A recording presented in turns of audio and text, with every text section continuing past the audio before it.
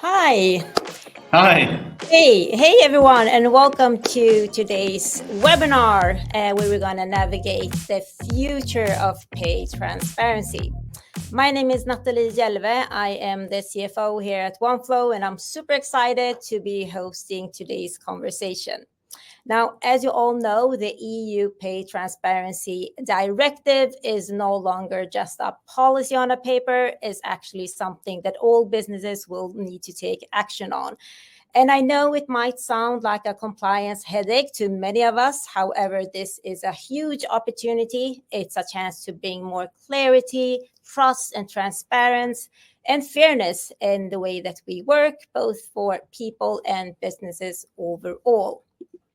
So today we're going to explore what real compliance means, also what type of challenges businesses may face and how to avoid them. And also how this actually can shift for your company to be a strategic edge. I'm really excited to be joined by Magnus Drogell, CEO of Pihr. And honestly, and Magnus, I'm not just saying here because you're here, I could not have asked for a better guide to walk us through the practical step that Thank business you. may need to take. Throughout the session, we will also run a few quick polls and to hear from our listeners, but also we've also set aside some time by the end of the webinar to answer any questions that our listeners may have. So please submit your questions and stay engaged. Magnus, what do you say? Should we dig into the details? Sure. Very nice meeting everyone. Great to be here. Great having you here. And maybe just a quick introduction of yourself and Pihr. Sure. My name is Magnus Drogell. I'm the founder and CEO of Pihr, and Pihr is a SaaS regulatory/impact company based in Stockholm or founded in Stockholm. But we do work internationally, so our software is used in more than 50 countries. We have roughly about 550, 600 customers. And we basically help companies of all sizes, but predominantly larger companies, to remain compliant with different pay equity, gender pay gap, and now pay transparency legislations across Europe and the globe, really. So we've created a very, very efficient application that basically runs your analysis, gives you actionable insights in a matter of seconds, and it really helps you to provide reports to different authorities in different countries that you need to in order to comply, basically, with legislation. Thank you for that. And I'm super happy to have you here, Magnus. I truly need someone to guide me through this. And I'm guessing that many other people that are listening in have exactly the same issues as I. We know that this EU Pay Transparency Directive, we've heard about it. We know it's coming. We also know what things that we need to take in the short run. However, from your perspective, how do you think that this will affect businesses in the long run? Well, in the long run, I think we're moving from, well, both in the short and long run, but really we're moving from a sort of closed, secretive world in terms of pay and in terms of salaries. Different countries have different cultures, but I think Swedes, in Sweden at least, are not really prone to talking about their pay in all essence with friends and etc. and family even. But what we're doing now and what this directive is forcing us to do is basically becoming very, very transparent. So everyone in any type of organization will understand what type of pay levels you have for different positions. They will be allowed to ask about their own pay compared to their fellow peers in equal and equivalent positions. That's called the right to information as part of the directive.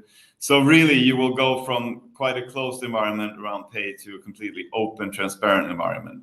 And as a candidate, you will realize before you actually apply for a job in the job advert or before you join the interview, you will know pretty much what the company is willing to pay for that position. So everything will open up, everything will be transparent. So most companies really, or all companies really, need to be able to prepare and know that they have a good compensation structure that they're pleased with and that they're happy with, that they think can actually attract talent. But they also need to prepare to be able to answer questions and basically justified salary differences between males and females. You're allowed to have salary differences, just that you need to be able to explain them with basically, gender neutral variables. such as, you know, that can be work experience, it can be performance, tenure at the company, it can be time enrolled, etc. But you need to define them, and you also need to measure them, and you need to be able to explain any type of salary differences, really. So it's a huge shift. I mean, we're moving. It's a much bigger shift, I think, than most companies realize, actually. Yeah, but I think that brings us to one question, and you mentioned that the word prepare, right? So we all know that this is coming, and that we all need to prepare. Sometimes it's a bit blurry on which steps to take first and how to prepare. I mean, we know that we need to do that as a business. The question is how far have we come with that generally in the organizations, or in Sweden, for example, or in Europe in general. So I think it's time to do a quick poll to see where our listeners stand today and how prepared are they. How far have they come in their preparations to comply to this directive? So let's do a quick poll. Let's see.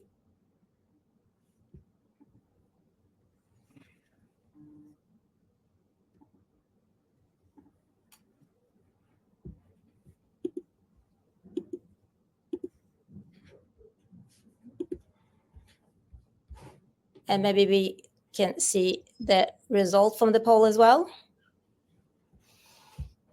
What do you see, Magnus? Are you surprised? No, well, I'm actually quite. I'm pleasantly surprised that 23% feel ready, which is amazing, which is really, really good. We usually get higher numbers around haven't started, and lately, like the past quarter, we've seen more and more sort of in the middle. You know, they've started and have a good idea on how to approach this. So fairly, not a big surprise, but yeah, good, I think. I mean, to be honest, I'm quite surprised that 21% have everything in place. That's, I mean, really a big star for those people. Yeah, absolutely. Definitely. I mean, I can just compare to Oneflow. Of course, we've heard about this. We are preparing, but we haven't come that far, to be honest, because again, I think we all know what we need to do. It's the practical steps that are a bit unclear, sort of say, how to do it, how to present it, and how. I mean, in theory, it sounds easy, but in practice, I think it will acquire a lot of work. And something that you do today, you also want it to work in the long run as well. This is I think is really interesting results that we've started. And what do you feel about the people that have not yet started? Are we late on the ball, or is it that? No, but I think it's time to get started. I think you only really have two salary revisions left. You have the one in 25 and you have the one in 26, right? So you should, I mean, and that really goes to, you know, you should really understand your salary differences internally and be able to explain them. So let's say that you run a pay equity audit, or you run a transparency audit, and you find out that you have, you know, we usually find anywhere from a percent and a half to about 5% of individuals that cannot be entirely explained using, you know, justifiable factors, which means that if you're a larger company, that can equate to like 20, 30, 40, 50 people. And you definitely want to close those pay gaps before the directive commences, because there are so many risks with the directive around, you know, sanctions, around you can get sued. There's tons of indemnities in this directive, so it's much better to close them off beforehand. So you basically know that you can answer any questions if they arise once the directive commences. So you only really have two salary revisions, and if you don't want to surprise your board or your top management with a massive amount of money in 26, you probably want to at least take some of that burden in 25 in terms of costs. Yeah, definitely. But I think also, Magnus, that, I mean, as I mentioned in the start, I mean, this is definitely something that might seem like a compliance headache, to be honest, right? We're obligated to do this, and why do we need to do this? And I think everyone understands more or less what needed to be done, and can feel that, hey, if we do this and that step, then we are compliant. This is it. This is all we need to do. So I'm wondering, what would be the most, from your perspective, the misconceptions that business may have when it comes to compliance? Well, I think the misconception is that a lot of companies are viewing this as another administrative punishment from the EU. You know, you need to spend money, you need to spend time. They don't really see the benefits of it, right?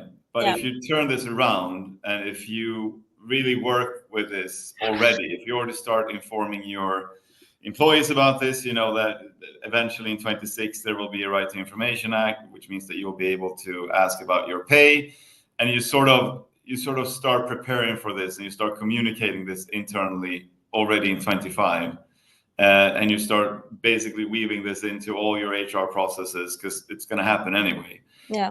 And then you might actually be able to turn this around and to do this as you might actually turn this around, and it might be something that can strengthen your EVP. Let's say that you're the first company in your sector to publish a gender pay gap, publicly on your webpage or even in a report, whatever you do around it, right? If you're the first one to publish that, first one to communicate it, start communicating pay gaps internally before the directive commences, then you basically take away a lot of the risks, because most employees will believe that you're a straight up good employer that doesn't discriminate.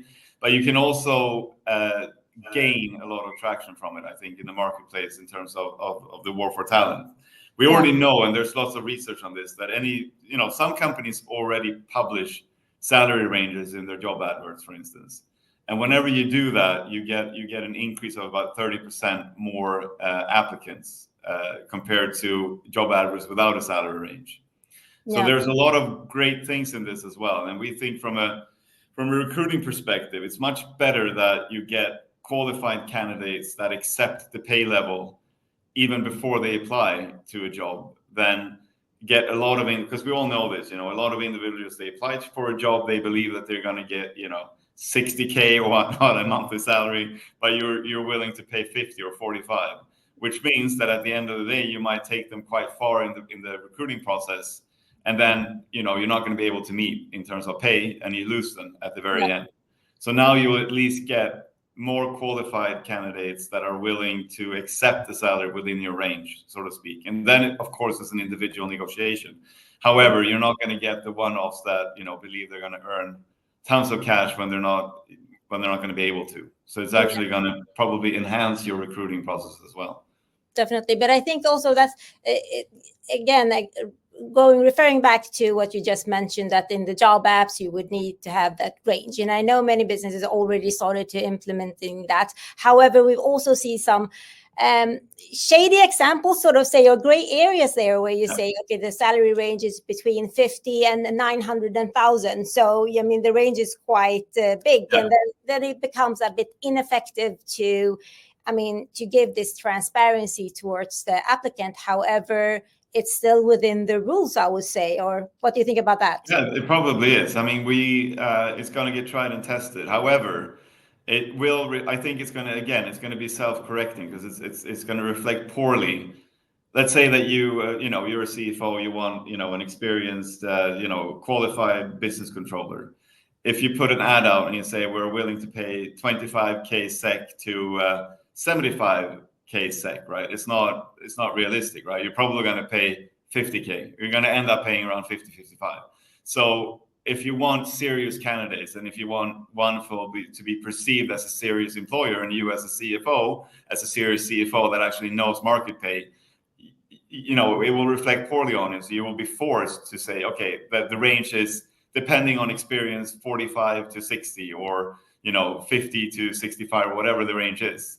Yeah. And if you actually put the range there, it's going to reflect much better on you as an employer and you as the recruiting manager. So I think it's going to be a self-correcting thing. So the companies that won't share information or will not publish their pay gap publicly, they're going to get a lot of questions. So especially maybe from female candidates. So if you refrain from giving too much information at an early stage, you'll probably lose a lot of female applicants, because they're not going to believe that you're a good equal opportunity employer. They're going to go to someone that actually is more transparent than you. Yeah. So definitely. I think it will foster a culture of transparency among all companies, basically, at least the ones that are serious about attracting talent and attracting the right people. Yeah, Yeah, definitely. And just to summarize what you just said, so basically, I mean, being that transparent in a job ad, for example, I mean, that's also will make the process or the recruiting process much easier because the expectations are quite clear from both the candidate perspective and the company perspective, which actually, I mean, decreases or eliminates the negotiation that can actually appear when you try to recruit people. It's clear and trust and transparency. That's what we're aiming for here. Exactly. So, but generally, I mean, I know from our perspective on trying to comply to different, regulations, and so it's quite hard. So from your perspective, what would you say would be the main challenges for companies when trying to comply? When it comes to this directive, I think the main challenge is the job architecture or the organizational structure. So if you don't have that in place, then it's going to be virtually impossible to know your salary bands or salary ranges. That's one, right? So if you have, again, if I take the financial case of, like, if you have 10 business controllers, and 2 of them are very junior, and then you have a few qualified, and then you have a few senior ones. If you just call that position business controller, it's not going to fly, right? Because you're not going to know what salary you're going to pay, or you're not going to be able to communicate what salaries to pay for the juniors, the qualified, and the seniors. So then you would basically need to build a structure within finance for business controlling that says that we have a senior business controller, 15 plus years experience. They do these types of tasks, and then we have the qualified ones, and then we have the junior ones. So if you don't have that type of structure or job architecture for all your functions and all your positions, it's going to be very, very difficult to publish salary ranges. But it's also going to be very, very difficult to run a transparency audit or a pay audit, because you're not going to compare apples with apples. So when, let's say that one of the qualified controllers, a female, comes and asks you as the manager, what's my pay compared to my peers? If you happen to have 3 men as senior business controllers and you compare those salaries, it's going to look way off. She's going to look like she's discriminated with 15 or 20%. However, if she's compared to the qualified ones, then she's actually paid good, right? She might be paid at the mean or above the median or above the mean. So you just need to have the structure in place to be able to actually comply with the next steps of the directive, I would say, both in terms of analysis, but also in terms of handing out right to information. And you need to be able to clearly communicate your structure. You need to tell your business controllers, we have basically, for the controller role or position, we have the 3 different levels. Level 3 is the seniors, level 2 is qualified, level 1 is juniors. So if you can just communicate that, then it won't be any surprises to anyone in the organization. Because otherwise, if this female that's a qualified controller, you put out a job advert for a senior controller and you put 55 to 75 range, and she's paid 48, she's going to think she's discriminated, but she's not even in the same role or the same position or the same level, at least. So I think that's the main thing, and I think that's where a lot of our customers are reaching out to us, and we're hearing this a lot, that they're struggling with the job architecture and the org structure now to be able to run the correct analysis and to be able to answer questions, basically, once the directive commences. Yeah. So, and that's a cumbersome process to get the structure in place, because a lot of companies, and especially a lot of managers, don't like structure, right? It's easier for them to be able to set whatever type of salary they wish for someone they're recruiting, or if they move someone internally, it's much easier to say that, he or she needs this pay to stay, or, we need to keep them motivated. So if there's a structure there, all of a sudden there will be ranges. All of a sudden you take away sort of the leverage that managers might have today in salary setting. Yeah. Although a lot of companies have processes where, the manager needs to speak to HR before setting salary. A lot of them don't, right? And they just set some salaries that they find market practice or whatever. And then you end up having issues with this directive. Yeah, definitely. But I think, just to summarize that, I mean, the first step would be to have clear role descriptions and a clear structure internally before, moving into 2026, when this actually, starts to be in effect. But also, I think also that many companies have today's situations where they have, let's say, a business controller, that was a good example, have 5 business controller, but the salary range can really differ, although everyone have the same seniority and have the same role description. But that could be effect of, historical data, how good a person is with negotiation. I mean, I would see that as a big challenge for many companies to make sure that actually the roles that they have that are similar in both role description and seniority actually get paid equally or semi-equally. Yes.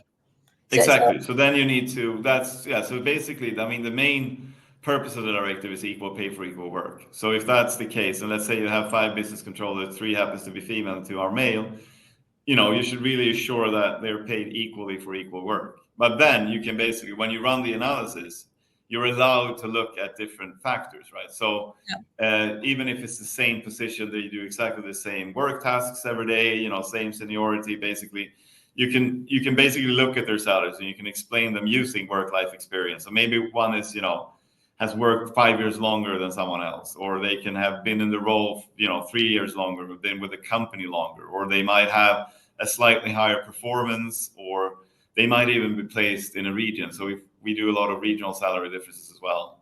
So let's say that one of them is based in southern Sweden or northern Sweden, one is based in Stockholm. Stockholm has a higher market salary range. So there's lots of explanatory variables. But the issue here is really to run the analysis, find out if your variables can actually explain the full pay gap. And if it can, then you're good. Then you can explain everything and it's fine. However, if you run your analysis, you have these 5 variables you check the gaps for, and then so when you adjust the pay gap, you still have a 2% salary difference, for instance. Then obviously you need to raise that female's salary with 2%, and you need to do that before the directive commences. Because one of the major risks of the directive is that if a female believes that she's been discriminated, she puts forward a claim, and you cannot basically defend that claim, saying that you're not discriminated. So let's say that she's actually right. Then you open yourself up to back pay, historic back pay, for the duration of the employment period. So she's been employed with Oneflow, for instance, for 6 years. You don't only need to pay up to 2%. You need to pay up the past 6 years, 2% times 6 years, plus pension contributions, any type of bonuses, any type of benefits in kind tied to the base salary. So, and then if you add, 15 more individuals there, all of a sudden you as a CFO will probably start sweating, because that's going to cost you a lot of money. And it's going to reflect very poorly on you, because it's probably going to be in the media that, companies in tech, who's been charged with claims, and then all of a sudden you come up and, a bunch of other companies are published as, companies that discriminate females. You're not going to get a lot of female candidates from there on, probably. Yeah. So I think there's one is the money issue.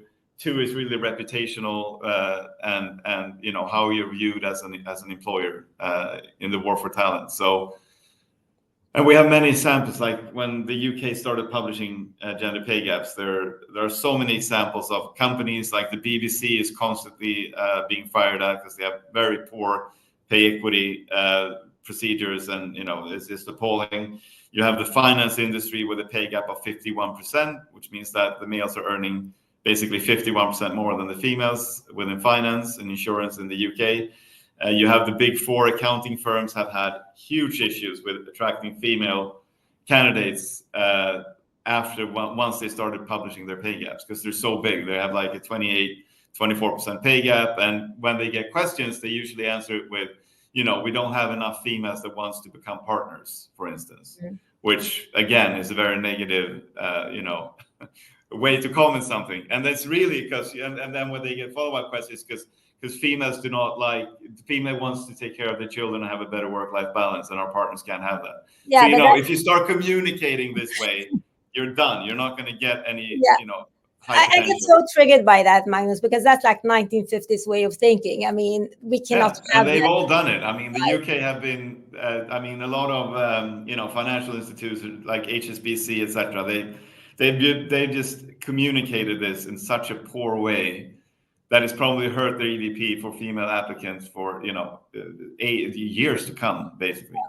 would you say that gender gap is as big in the Nordics, for example? I would assume it's not. We're doing better. I mean, if we look at Sweden, for instance, it's still 11.2%, so it's quite big. Yeah. But that's the unadjusted pay gap. So you always, when you run statistics, you look at the unadjusted pay gap, which doesn't take into effect any factors. So it's just a raw pay gap. But then you try to adjust it, and then you use variables such as, work-life experience, private or public sector, seniority, educational levels, etc.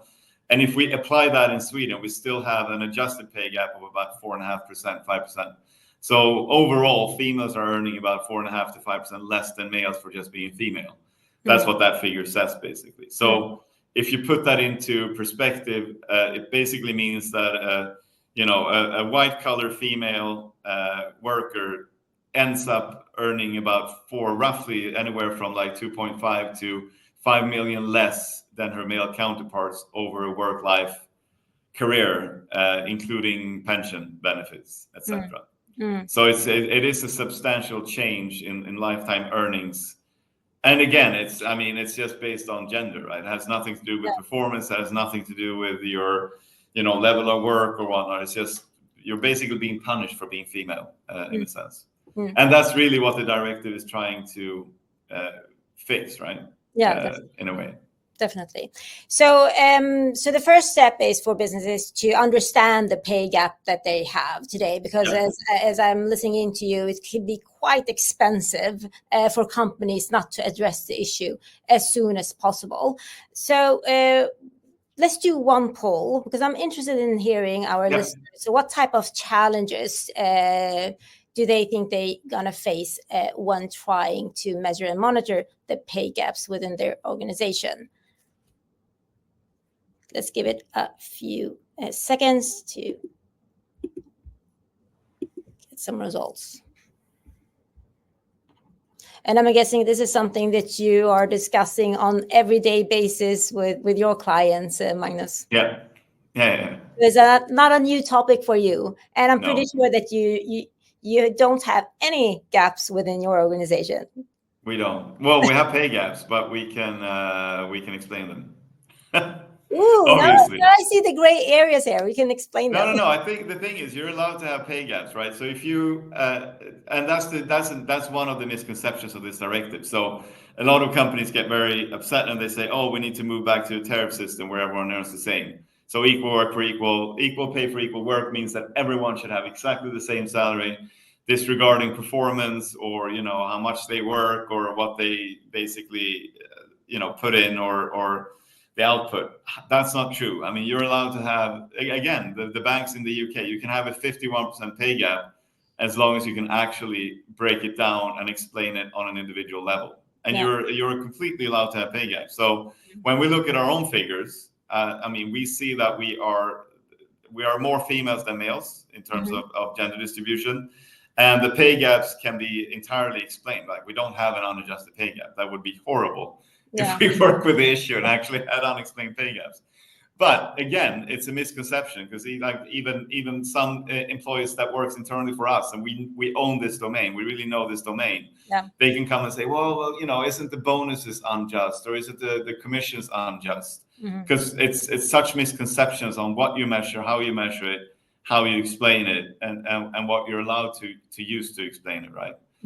So I'm very comfortable with our own organization. I'm more worried about our customers' organizations, because we have quite a lot large corporations that are struggling, not only because it's different between different countries. If they've run a very decentralized model where managers have basically been able to set their salaries on their own without speaking to HR, they're hurting now, because they really don't know what it looks like in terms of the gender perspective on this, in a sense. Yeah, of course.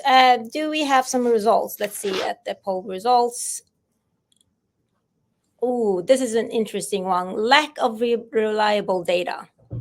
I would assume this is a quite big issue for many companies. Yes. Especially bigger companies, or that don't really have a straightforward HR process, or maybe don't have an HR system, and everything is in Excel and Google Sheets and whatever, and no visibility there.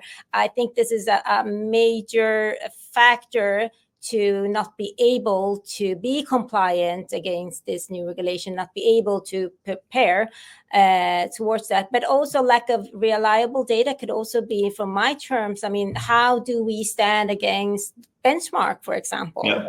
I mean, that's also quite interesting to know, especially when trying to hire new people. I mean, we can always hire new people based on the salary levels that we have at our company today. But how does that also measure against, I mean, benchmark and other companies and other applications out there, right? Yeah.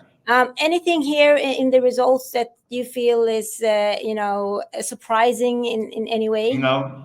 I think it speaks to what we spoke about earlier in terms of the difficulty in analyzing data across different departments and levels. That's really that goes all back to org structure or job architecture. I think that's where a lot of our customers and a lot of other companies we speak to struggle, right?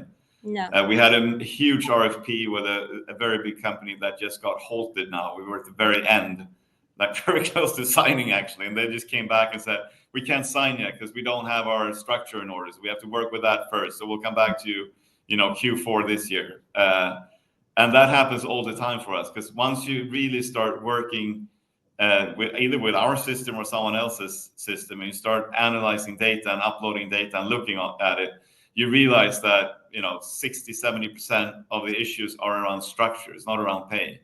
Because a lot of companies are paying equal pay for equal work. I mean, it's at least in Sweden we've been having equal pay audit legislation for the past 25 years. So a lot of companies are doing it.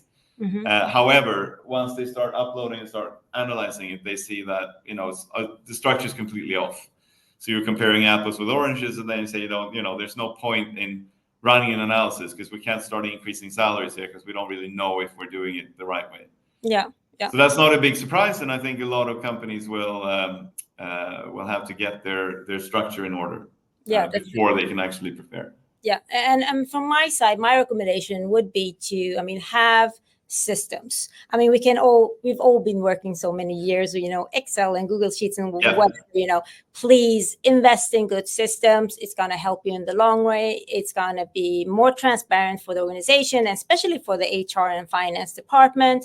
And efficiency. I mean, that's the key word today, right? We want to work all more efficient. And this is one way of doing it, by investing in the right system to help us, be compliant and help us along the way, and, be the best employee we can towards our employees, but also, be the most attractive employee against other companies as well. So there are many things that we know all that we need to do, the steps that we need to take. From your perspective, how do you think that companies should prepare? What are the steps that we should do? Yeah, so the first step is to get your structure in order, as we've discussed, and get a very good job architecture. And by that we mean that you get your job families in order, you get the positions in order, you have different levels for each position, so you know exactly. And once you've done that, then you should look at your pay gaps and review them and analyze them, right? So regardless if you use us or Sysarv or any of the other players out there, or if you use Excel, go ahead, use ChatGPT or Excel or whatever and try to, but at least get sort of a baseline to understand what your pay is and what your pay differences are, and if they can be explained or not using gender neutral factors. Because that will give you, at the end of the day, that will give you an oversight as to how much this might cost, what your liabilities are and what your risks are from that type of perspective, to be able to be compliant. And then start basically, explain all your pay gaps, try to explain them or pay up and just close them right before the directive commences.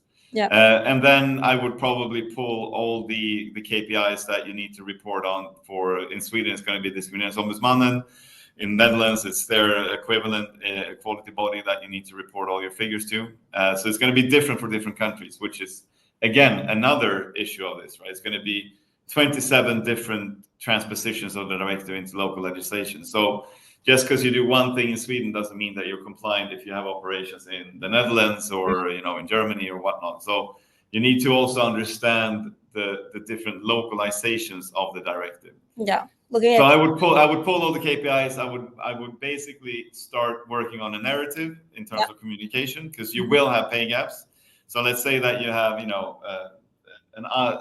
basically an unadjusted pay gap of 8%. So the males are earning 8% more than the females in your organization. You should probably start working on how to communicate that externally, because it will be everywhere. It will be in your annual report. It will be on your webpage. It will be at the government site for this in Sweden, so anyone can search your company and say, oh, Oneflow has an 8% pay gap. What does that mean? So if you have a narrative and if you can explain it using your variables and say that, sure, we have an 8% pay gap. It's occupational differences. We happen to have 60% more male managers earning higher market pay, but we are working with this to close the gap by increasing female leadership, blah blah blah blah blah. You just have to have a narrative, and you need to get ahead of the curve, so to speak, in terms of communication. But in order to do that, you need to understand your baseline. What's your pay gap? What's your pay quartiles? What's your gender distribution at different levels of the organization? There's tons of data that you can look at and work with to explain your individual narrative, I guess, for your pay gaps. I mean, going back to transparency as a company, also if we have pay gaps, take ownership of that and also explain what you're doing towards to minimize that pay gap. Exactly. So Magnus, I mean, I know that in your line of business, you meet many companies that have already started the preparations or are already compliant. Do you have any success stories that you want to share with us? Because I'd love to hear success stories. But from my perspective, there's always other companies doing better. Let's learn from them and not do the mistakes that is unnecessary to make. So if we look, we've actually helped one global pharma company that is, and again, it's pharma. They have lots and lots of cash. They're very profitable. They don't have to worry about increasing salaries, right? They can just, and especially it was basically driven by the board of directors as well. So they basically asked the company to start reporting on the global gender pay gap in all countries, basically all different continents. They wanted firm reporting, and they also wanted to close it. And they gave management 3 years to do it. So they ended up spending anywhere from 4 to 6 million euros annually. So it's lots of cash, right? Lots of cash. Lots of cash. But on the other hand, they managed to, in 2.5 years' time, they managed to close the adjusted pay gap to 0 in all countries, which is amazing, right? Really? And that's really become, for them, it's huge, because now they can, they put this everywhere, and I can't mention the name, but they promote this everywhere. And their career site is all about equal opportunity, equal pay, equal work. They always, speak about this project and what they've done and how they run the process. And not a single salary is set unless it's, a green checkbox for gender pay. So they've done everything perfectly, right? But again, it's a line of service where you have unlimited number of cash, you have unlimited number of staff. You can really do this if you want to, right? Yeah. That's one. We have another Swedish customer that's been doing very well, I think, in preparation of the directive. So they've worked with us for the past 3 years. They run, the Swedish equal pay audit in our application. We help them with collaboration with their unions, with our professional services, and they also use our job evaluation tool for the structure. But what they're doing now is basically they started informing their managers last year about the directive commencing in 26. They've had trainings already around equal pay for equal work, what it means, what type of factors they use to explain salary gaps. And now they're putting it into their salary revision process for 25. So each manager is actually presenting their employees with information about the directive, and they're also vaguely, but still informing them, you're going to be allowed to ask in a year's time. Your pay is slightly below your peers in equal position. This is due to, and then they actually start explaining it. So they're already talking about transparency as if it was already here, right? And they believe that they're quite prepared, and it's actually very positive because the employees actually, believe and think that they're a serious employer, and I don't think they're going to get a lot of issues either from the unions or from employees that question their equal pay for equal work once this commences. So there's tons of things you can do. It's just about putting it into a process and start working, because it's going to be a lot of work, and you might as well just start doing it now rather than later. Yeah, and I think, again, I mean, as mentioned, many companies will see this as a compliance headache. I mean, let's be honest, because it's something more that you need to do in addition to what you're doing today. And small organizations may already be struggling with less headcounts, and the market is what the market is, and so on. Yes. But I think we have to look at it from a long-term perspective. I mean, the return of investment that you actually gain in the future with being a attractive employee, being considered as a fair company or business, and in the long run, that will actually bring very fruit, so to say. And I don't think we have any choice here, right? I mean, we cannot. No, you don't. To do this, we need to do this. It's just a matter of how we should do it, and be as compliant as possible. Yeah, for sure. Yeah. So I think we should do another poll here, because I'm quite interested in to see how familiar, because we tapped on this a few minutes ago regarding, okay, how should we measure this pay gaps? So let's see how familiar our listeners are in pay equity software.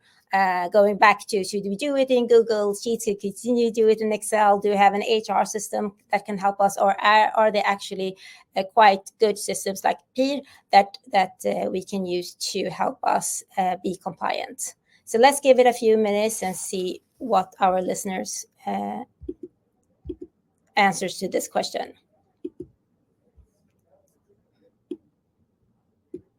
And how many years have you worked within this? The company was founded, 13 years ago. So, but we launched our application about 8 years ago. And that was truly driven by, we were a consulting company doing this work as consultants, and then we started developing the software, and we launched that 8 years ago. But that was really towards the Swedish market for Swedish equal pay auditing, because that was really the only country with legislation.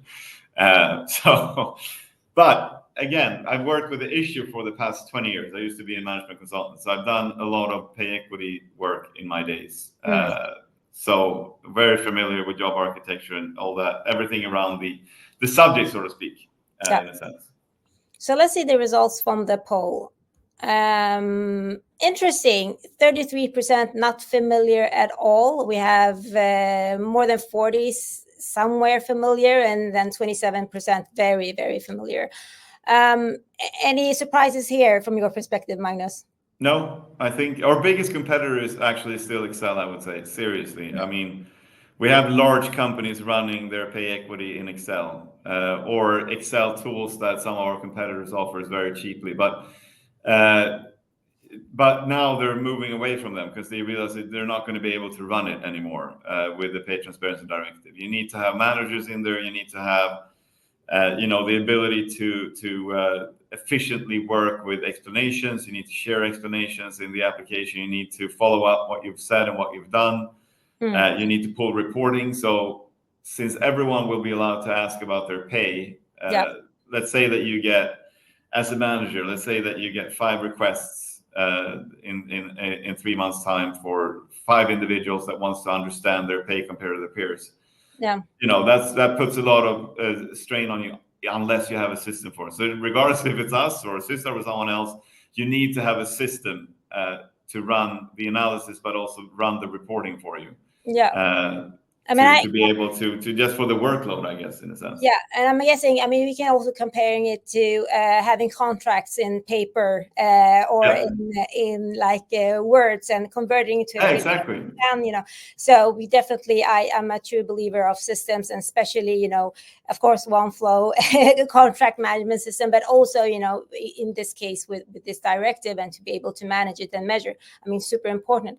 I know that it's a heavy investment for many companies, and it's a matter of just explaining the return of investment that we're doing here, and the fruit this will bear in the long run. And also, working more efficient as a company, making data more available for our managers and employees. I mean, we need to believe that we need to believe that this investment is something that will actually give us a return in the long run. I truly believe that. Right now, well, you also with this directive, you're facing huge risks and liabilities, right? Let's say, well, one of the parts of the directive, at least in Sweden, is going to be different in different countries, but it's the same in the Netherlands. What's written into it's not, we don't have the proposition yet, but what's at least in the suggestion to implementation is that unions will be allowed to put forward collective claims for all their members towards an employer, which basically means that if you have a very poor relationship, if you have a local union or even centrally, if you have a very poor relationship with them and they can somewhat, if they feel misinformed or if they feel that you are not transparent enough around pay, they will actually be allowed to put forward a claim for all their members at one employer. And it's also written into the directive that all discrimination cases will be moved to public court. So in Sweden it will be tingsrätt. So basically you're opening up yourself to a lot of risks where you might get sued in a public court, where you have to then defend yourself for if they have 50 members, you have to defend yourself on 50 different cases, discrimination cases, which again will be in the press. It will reflect poorly regardless if you win or not. You as a CFO public company probably have to reserve some cash if you would end up losing this. What are the risks or the liabilities?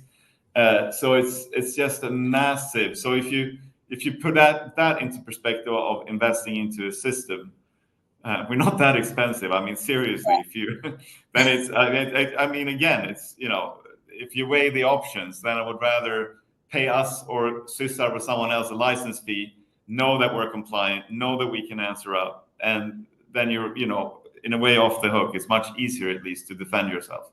Yeah. And if you run this in Excel, then and the court will ask you for historic proof, 5 years back, blah blah blah.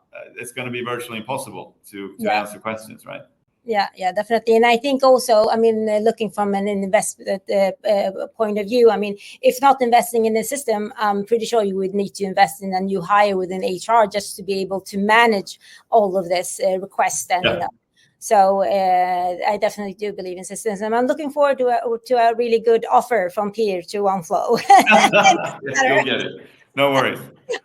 So just we are a bit running out of time. I have a last question, and I think we touched upon it, but the directive. So how would that shape the labor market from your perspective?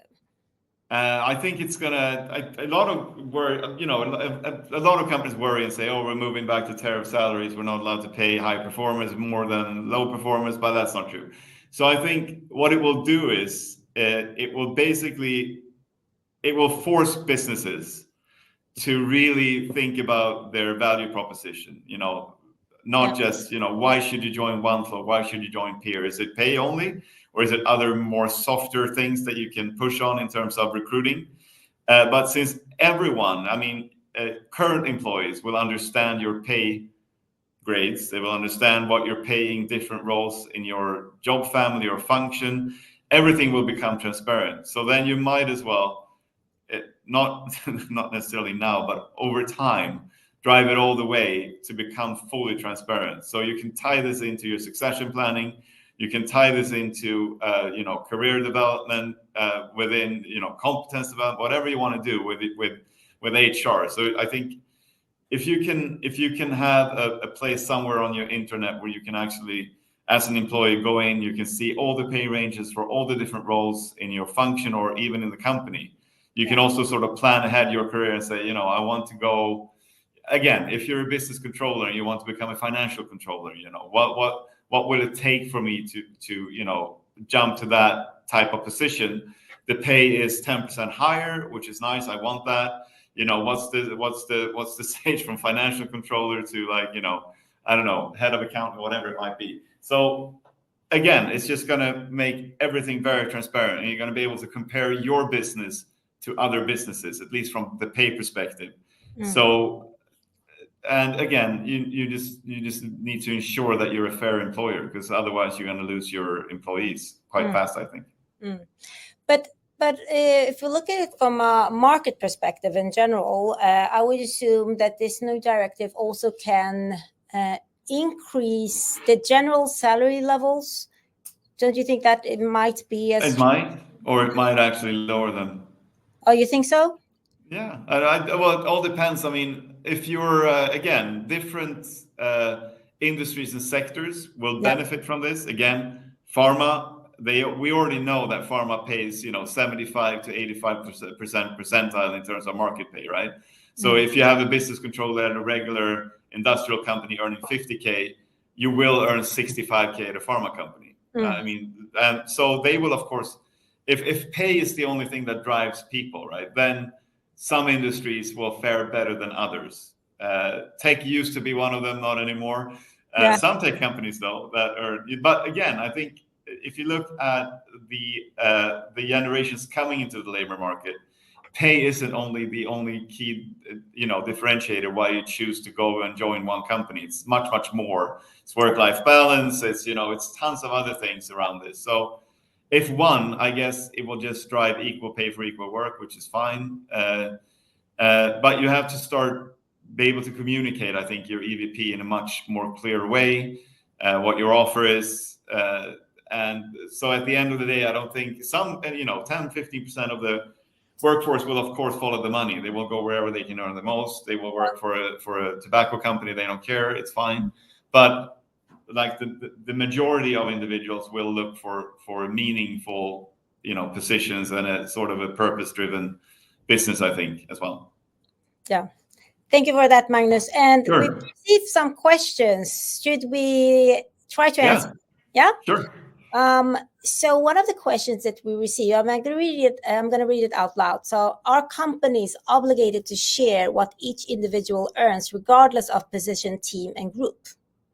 Yes, if you're more than 250 employees. So this is a bit tricky. So there are thresholds at least to the Swedish and the Netherlands, like the few countries that have actually published what they want to do. So the common threshold is 250 employees, which means that if you're above 250 employees, you will need to publish your gender pay gaps internally for all your positions. So you basically need to put all your positions, the gender pay gap in each position that's held by at least one female and one male, but also for equivalent positions. So let's say, again, the business controller case, that's one position, but that position should probably be compared to like an HR business partner, logistics partner, it can be 20 different job families or functions.